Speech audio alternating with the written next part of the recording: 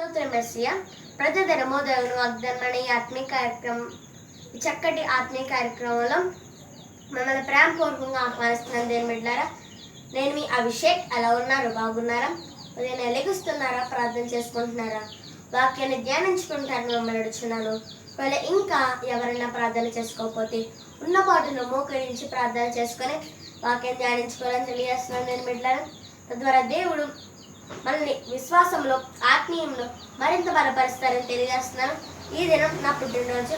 మీరందరూ నా కొరకు ప్రార్థన చేయండి. నేను దేవుల్లో ఇంకా బాగా ఎదగాలి, దేవుని సేవలో బలపడాలి, నా కుటుంబంతో కలిసి నేను దేవునితో నడిచేలాగా ఉండాలని మీరు నా కోసం ప్రార్థన చేయండి.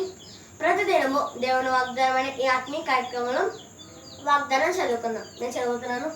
సంవత్సరమును నీ దయా కిరీటము ధరింపజేయుచున్నావు. కీర్తన గ్రంథము 65వ అధ్యాయం 11వ వచనం.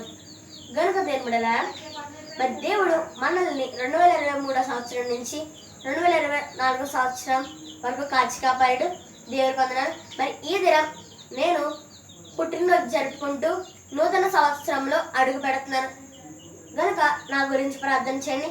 ఇంకా ఎవరైనా పుట్టినరోజు ద్వారా పెళ్లి రోజు ద్వారా నూతన సంవత్సరంలో అడుగు పెడుతున్నారో వారందరూ ఆశీర్వాదంగా ఈ సంవత్సరం అంతయు దేవుడు వారికి తోడై ఉండి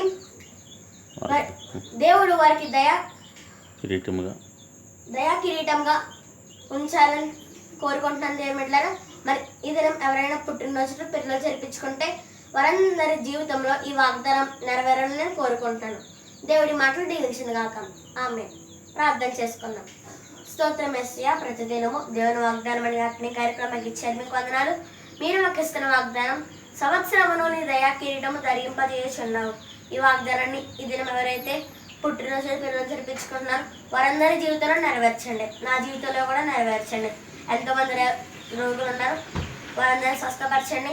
ఈ దినం ఎవరైతే పుట్టినరోజు పిల్లలు జరిపించుకుంటున్నారో వారందరిని ఆశీర్వదించండి.